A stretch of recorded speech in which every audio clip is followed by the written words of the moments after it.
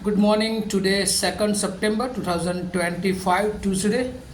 Wisdom of word of God morning ડિવોશનમાં આપ સર્વનો આવકાર કરવામાં આવે છે અને પ્રેમી સલામ પાઠવવામાં આવે છે. આજે સવારે આપણે નીતિવચનોના પુસ્તકમાંથી એનો 14મો અધ્યાય અને એની 18મી કલમ પર પ્રભુનું વચન જોવા માગીએ છીએ અને પ્રભુનું વચન આપણને આ પ્રમાણે કહે છે: ભોળા માણસો મૂર્ખાઈનો વારસો પામે છે, પણ ડાયા માણસોને વિદ્યાનો મુગટ પહેરાવવામાં આવશે.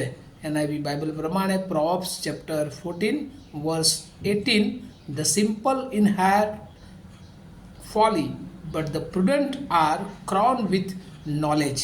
અને અહીંયા જો એક થીમ અથવા મુદ્રાલેખ તરીકે આ વચનને આપણે જોઈએ તો નોલેજ એવિડન્સ ઓફ પ્રુડન્ટ, એટલે કે જે જ્ઞાની માણસો છે એમની પાસે એ વિદ્યાનો મુગટ હોય છે, અથવા વિદ્યા એ લોકો એ સંગ્રહ રાખે છે.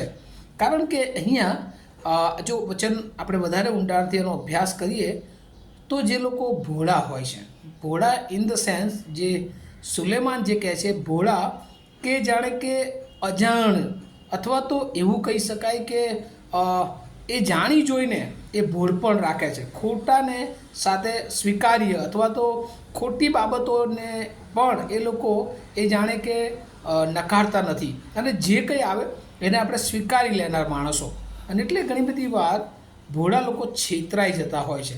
કારણ કે એ લોકોનામાં કેમ એવું થાય છે? કારણ કે જ્ઞાનનો અભાવ હોય છે, એ લોકોની પૂરી સમજણ હોતી નથી, અને એટલા માટે એ લોકો એ છેતરાઈ જતા હોય છે. અને એવું જ આપણે જોયું છે પ્રભુના એક સેવક જૂના કરારમાં સામસૂન, કે ઈશ્વરનું સામર્થ્ય હોવા છતાં પણ એ જાણે કે દુનિયાવી બાબતોમાં વધારે રસ રાખે છે.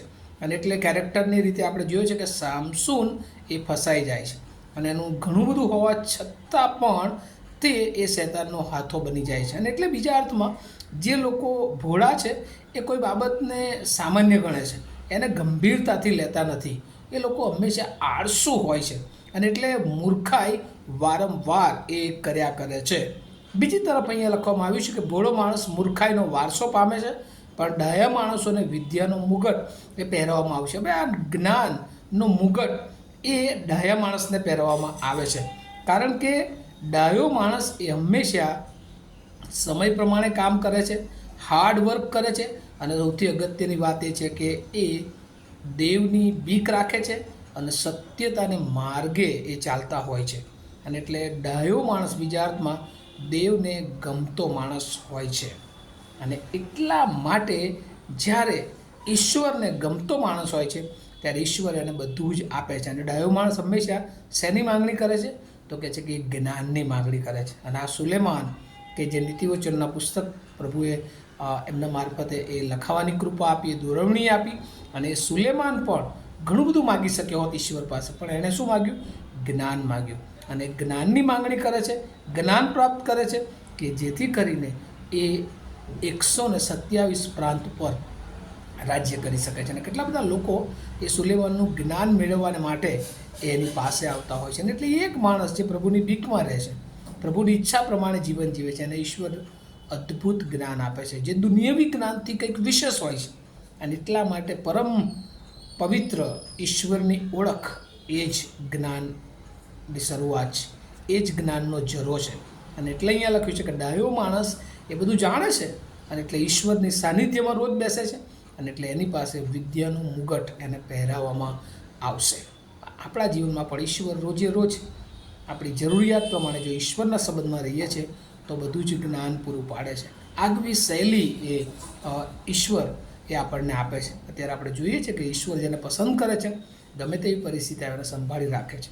ઇઝરાયલ દેશની વાત આપણે અત્યારે જોઈએ છીએ કે ઇઝરાયલ દેશના લોકોને પ્રભુએ પસંદ કર્યા છે, જ્ઞાન આપ્યું છે, અને એટલે બધા જ રાષ્ટ્રોની સામું એની પાસે આગવી કૃપા ઈશ્વરે આપી છે. અને જ્યારે આપણે પણ ઈશ્વરના પસંદ કરેલા લોકો છે, ઈશ્વરની સાનિધ્યમાં રહીએ છીએ, ત્યારે પ્રભુ એ આપણને યુનિક બનાવે છે, આપણને અજોડ બનાવે છે, અને આપણા જીવન દ્વારા પ્રભુ ઘણા બધા લોકોને એ શાંતિનો માર્ગ, એ આનંદનો માર્ગ, એ પ્રભુ ઈસુ ખ્રિસ્તના માર્ગ તરફ લઈ જાય છે, કે જ્યાં અનંતકાળી જીવન છે. અને પ્રભુ આપણા બધાનો એવી રીતે ઉપયોગ કરે એવી મારી શુભેચ્છા અને પ્રાર્થના છે. આવો આપણે પ્રાર્થના કરીએ.